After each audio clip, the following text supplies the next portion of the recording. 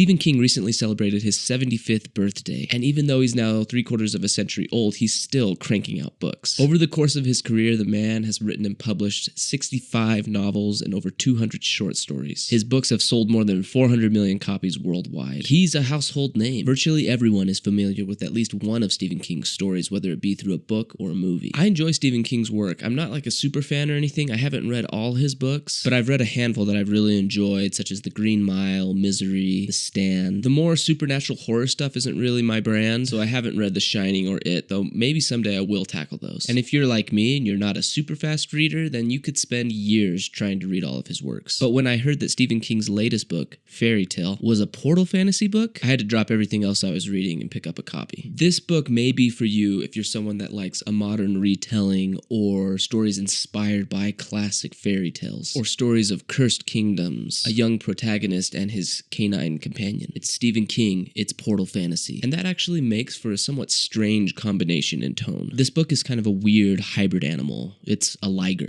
What's a liger? It's like a lion and a tiger mixed, bred for its skills and magic. Here's a brief synopsis for the book. Charlie Reed is kind of an all-American 17-year-old boy. He's on the baseball team, the basketball team, the football team. He doesn't come from a wealthy family, but he does well in school and he's hopeful that he can get a scholarship for college. He's responsible, but really that's because he was forced to learn to take care of himself from a young age after his mother was killed in a tragic hit-and-run accident. And then the grief drives Charlie's father to drink. And his father's drinking gets so bad that eventually he loses his job, they start falling behind on the bills, and it looks like they're gonna lose their home. Terrified by the prospect of becoming homeless, Charlie one night makes a deal with God. And he promises that if his dad can get sober and they can keep their home, that someday he'll find a way to pay it forward. And shortly thereafter, Charlie's dad does get help. He joins a local AA chapter, he sobers up, starts working again, and they manage to keep their home. And for years after, Charlie feels this weight of responsibility, like he owes a debt. And the opportunity to repay that debt comes when Charlie is at the right place at the right time and is able to save the life of this mysterious old curmudgeon neighbor named Howard Bowditch, who lives alone in this old Victorian house with his dog, a German Shepherd named Radar. Soon thereafter, Charlie befriends Mr. Bowditch and his dog, and slowly we start to see that Mr. Bowditch has a secret, something he's worked very hard to keep from the rest of the world. Mr. Bowditch holds the key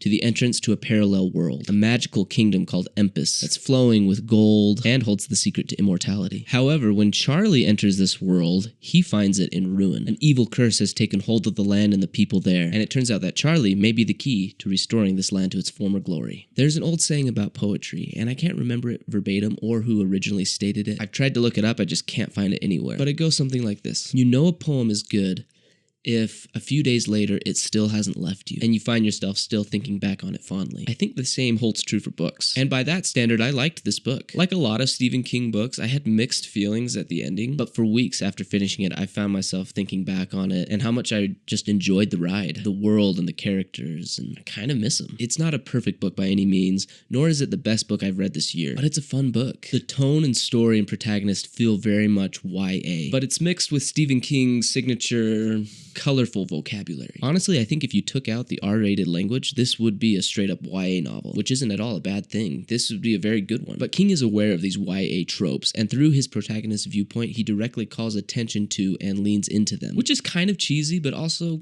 kind of fun. I'm a little bit of a sucker for a good story with the archetype of a boy and his dog and the relationship dynamics that entails. And maybe it's because it wasn't that long ago that I had to put down my own childhood dog, a German Shepherd that was suffering from severe arthritis that got to the point where she could no longer walk. So this story kind of helped fill the dog-shaped hole in my heart. In this story, there are lots of winks and nods to other Stephen King books and classic fairy tales and stories such as The Wizard of Oz, Alice in Wonderland, Jack and the Beanstalk, Rumpelstiltskin, even Ray Bradbury stories and H.P. Lovecraft. But the book doesn't necessarily require that you've read any other Stephen King or H.P. Lovecraft. For me, the best part of a Stephen King story is always the characters and their relationship dynamics. The people feel real. And the first 30 to 50% of this book is very much focused just on the characters. The story takes a while to get going, and some people might find the first act a slow burn, but for me, I think it was actually the most enjoyable part. I really loved these characters and I felt for them, and I don't think there was a wasted scene. There are times as well when you can tell that Stephen King, as a 75-year-old man, is the one writing this 17-year-old boy who lives in the early 2010s. There are lines where Charlie refers to money as like scoots or folding money. At one point, he calls the TV remote the zapper and calls calls YouTube the Tube. Welcome to the Tube. It's kind of funny and takes me out of the story a little bit. One more round of edits could have addressed some of these minor issues, but it's not a big deal. But when you hear Stephen King portal fantasy, you might expect that within the first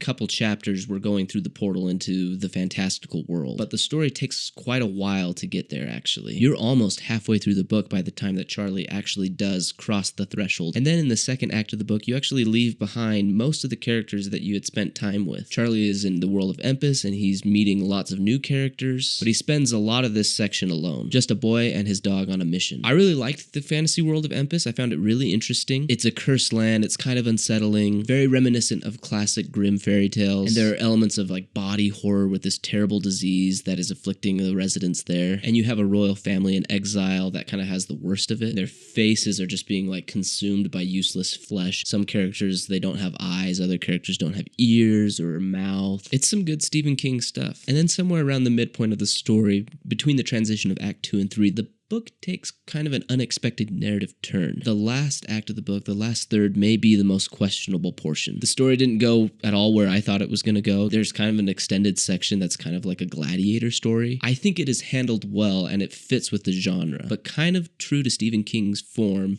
I thought the ending was okay. It may have been the weakest portion of the book in my opinion, but it was still good enough. It wrapped everything up, sometimes a little bit rushed and convenient. I don't want to come across as being too hard on this book because overall I really enjoyed it and I recommend you go and read it. The ending just didn't feel inevitable to me. I didn't get this sense of awe and wonder when everything just comes together magically. But to be honest, only a handful of books have ever really floored me with their endings. Honestly, I think this could be a great film adaptation, and like all Stephen King books that are published, a film adaptation is already in pre-production. I also gotta say, the audiobook for this is fantastic. I split my time between reading the ebook on my Kobo and listening to the audiobook while I commuted or did chores around the house, and Seth Numerick did an excellent job at bringing these characters to life and giving them all distinct voices. There's even a cameo appearance by Stephen King in the narration, and I thought it was pretty good. This book also has some fantastic artwork. I love the cover. I think it's probably one of the best covers this year, and each chapter heading also features these really great black and white illustrations. But what do you think? Are you a Stephen King fan? Have you read the book? Do you plan on picking up a copy? I'd love to hear from you. And what's your favorite Stephen King book or movie adaptation? Let me know in the comments below. I invite you to subscribe if you haven't done so already. On this channel, I've been known to review science fiction books and fantasy and movie and TV show adaptations. As always, thanks so much for watching, you guys, and I hope to see you back here soon.